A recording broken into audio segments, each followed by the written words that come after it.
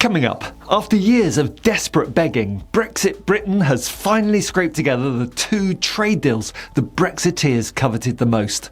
The first with Modi's India and the other with Trump's USA.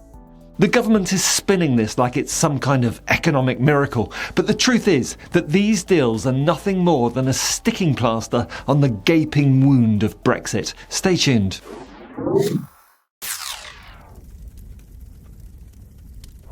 I purposely refer to Modi's India and Trump's USA because let's not forget who we're shaking hands with here.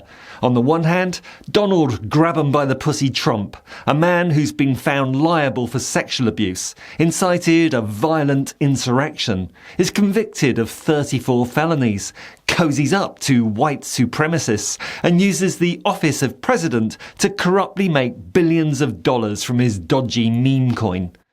On the other hand, there's Narendra Modi, a man who stripped millions of Indian Muslims of citizenship, crushes dissent with anti-terror laws, jails activists and journalists, oversees mass surveillance of critics, bulldozes Muslim homes in the name of urban renewal, and spends more on building billion-dollar vanity temples than on feeding India's poor. These are the kind of people that post-Brexit Britain is forced to do deals with. But of course, Keir Starmer's government is so pathetically grateful for any scrap of post-Brexit validation that they'll happily ignore the truly troubling records of these autocratic leaders, whilst also ignoring the fact that these deals, added together, barely make a dent in the economic self-harm of Brexit.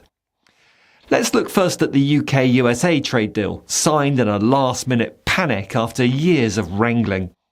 Many important details have not been ironed out, and the British pharmaceutical industry and the British film industry are just two major sectors where future trading arrangements remain completely up in the air, subject to the whims of Trump, whose baseline, universal 10% tariff on all US imports remains in place as part of this UK deal.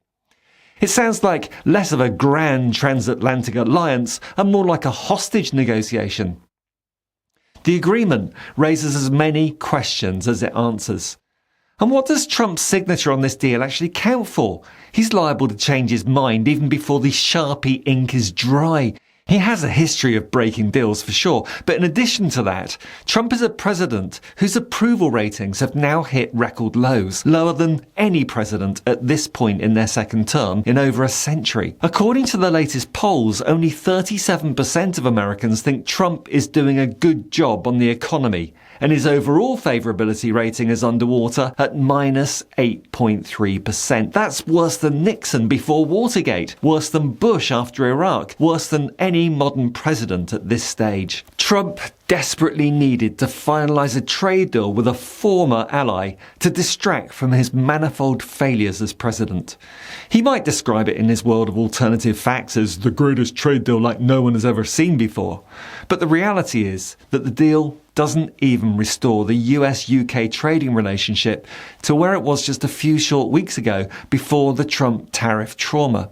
As John Denton, the International Chamber of Commerce's Secretary General noted, the reality is that US tariffs on UK exports remain significantly higher than they were at the start of the year. Capital Economics reckon the agreement won't make a big difference to the UK economy. The Brexitists say, but we've got a better deal with the USA than the EU has. So let's unpack that. We're giving a lot away to Trump in terms of reducing our tariffs and allowing better access to our domestic market in order that he doesn't punish us as much as he was punishing us before. We were weak and desperate enough to have to accept many of the concessions that Trump wanted from us. The EU are in a much stronger position. They're not as desperate as us to reach a deal with Trump's America. And if they do eventually agree to sit down and negotiate a deal with Trump, they'll be doing so in a much stronger position than the UK. But the EU may instead choose to take the fight back to Trump and apply their own pressure back on him, an option that the weak post-Brexit UK doesn't really have. If you're enjoying this video, please remember to leave a comment, give the video a like, share a link to your social media, and check that you're subscribed to the channel. But now let's turn to the new India trade deal. And sure, it looks fine. Some reductions in tariffs, a few increased quotas, but it's not the panacea for all our Brexit woes that some Brexitists claim. The Office for Budget Responsibility has crunched the numbers, and guess what? Combined, the USA and India deals together will add less than 0.5% to GDP over the next decade. 0.5% over the next decade. Meanwhile, according to Bloomberg Economics, as of 2023, the UK economy was approximately 4% smaller than it would have been had the country remained in the EU. The Office for Budget Responsibility, the OBR, projects that UK trade will be about 15% lower in the long term due to Brexit. And the National Institute of Economic and Social Research estimates that by 2035, Brexit will have reduced the UK's GDP by between 5 and 6%, amounting to approximately £2,300 per person. In other words, Brexit is costing us between 10 and 12 times the paltry benefits provided by the USA and India deals combined. And it's not just about money. Trump is no friend of the UK, and his nationalistic, authoritarian tendencies are at odds with British culture. And the same could be said for India's Narendra Modi, increasingly authoritarian, encouraging violence towards minorities and hostile to press freedom. But because Brexit left the UK desperate, we've had to swallow hard and make deals with unsavoury characters like Modi to claw back just a small part of the harm caused by Brexit. Many Leave voters voted for Brexit because they perceived the levels of immigration to the UK were too high.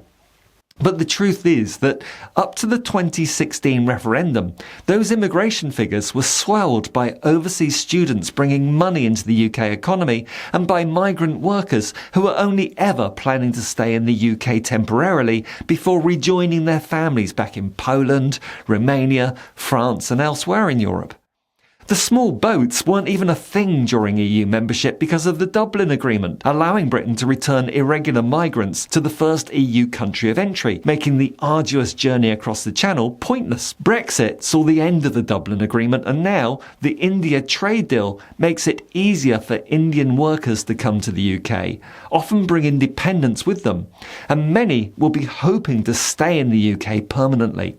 Now, I'm not saying for one moment that that's necessarily a bad thing, but isn't it ironic that the vast bulk of Leave voters gave immigration as their reason for their vote, and they've ended up by voting for far higher immigration levels than before Brexit?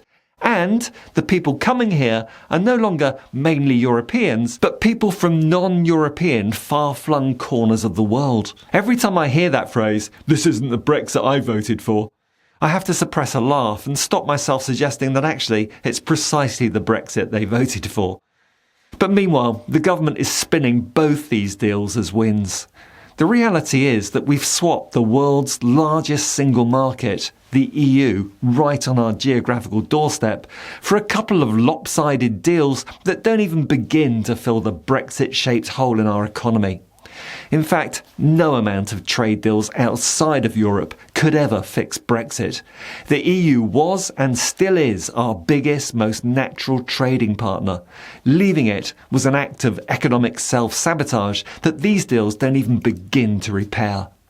And while the government pats itself on the back for scraping together a few half-baked agreements, the rest of Europe is laughing at us because they know we're desperate. They know we're weaker outside the EU.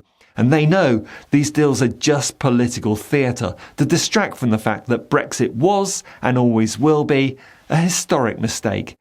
We remain stuck with the consequences of Brexit. And until the government changes tack and starts prioritising a genuine return to the European fold, then Brexit harms will always massively outweigh deals with far-flung nations from the other side of the world. If you've watched this far, you may want to consider supporting the Truth to Power channel by joining our new membership programme, if you haven't already done so. For a small monthly contribution, you can enjoy perks like priority replies to comments, in-video shoutouts and early access to my videos. Just remember to activate notifications for when my new videos are available by clicking on the bell icon. If membership isn't for you, that's fine. You can support the channel just by leaving a comment down below, giving this video a like, sharing a link on your social media and checking that you're subscribed. Thanks for watching, and until next week. Welcome to the Brexit, sir. I'm sorry. Oh my God.